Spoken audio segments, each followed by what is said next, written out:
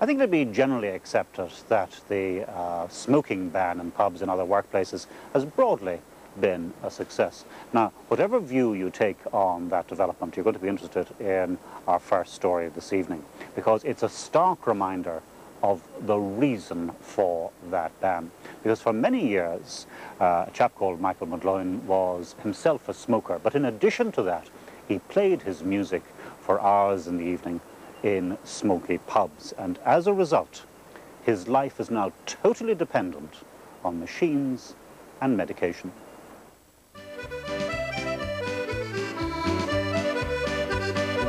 He led one of the most active lives imaginable.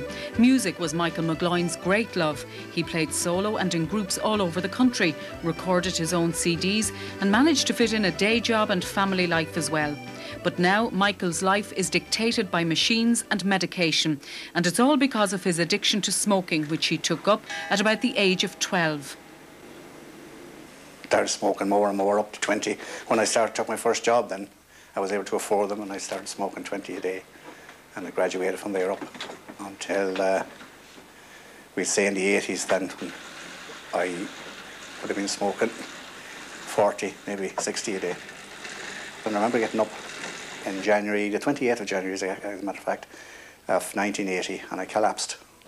So I went to a doctor and he referred me to the hospital for an X-ray. And the results of that turned out that I had a right pneumothorax, which is a collapsed lung. As time went on, Michael began to get multiple chest infections, and they got progressively worse until he was finally diagnosed with chronic obstructive pulmonary disease, COPD, and his life changed forever. The first time they told me I have COPD, I was saying, what is this?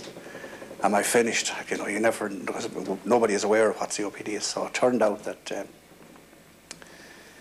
it was emphysema, which again I hadn't a clue about. And they carried out more tests and they discovered I had some bronchitis. And later there was another part added to it, which is bronchiectasis. This is caused by severe and prolonged chest infections.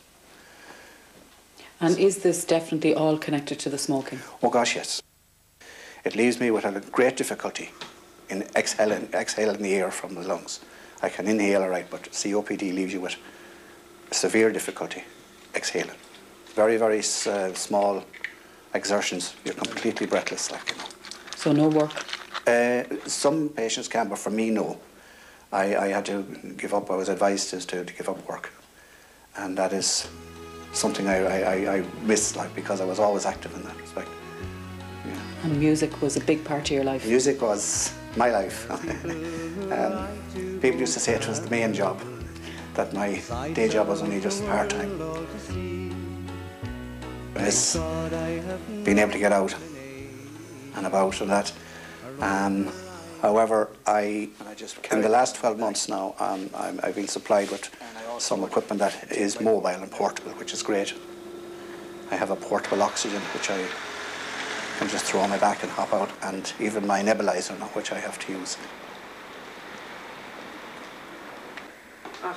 Good morning, Michael. You're welcome. Thank you.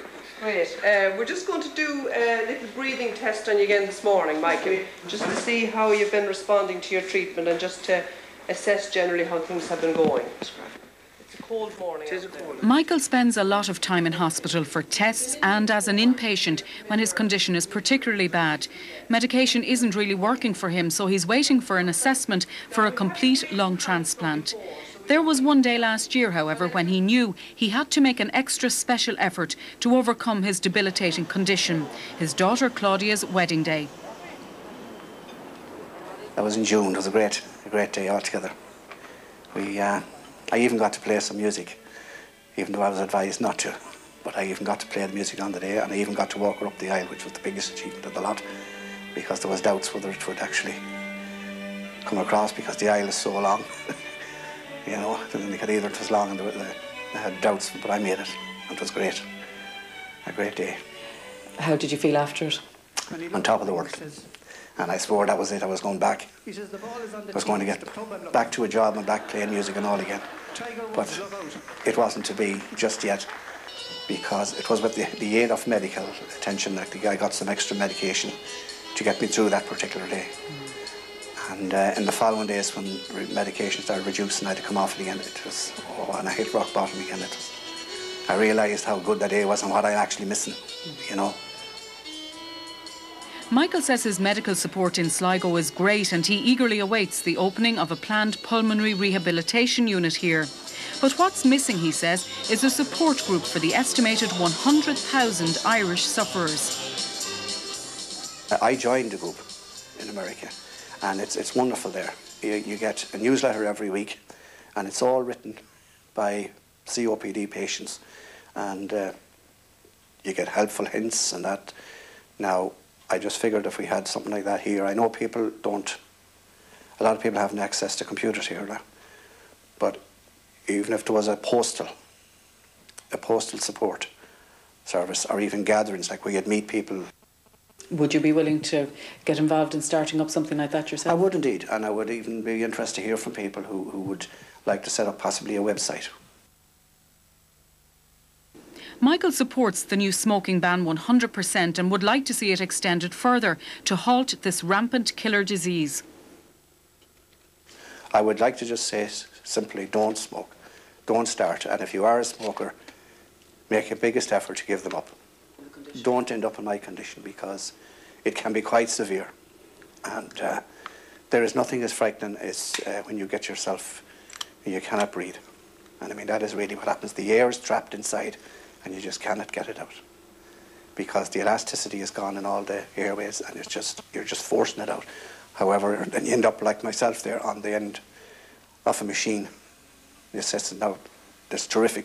However, it's not a life really being connected to a machine. Living with the effect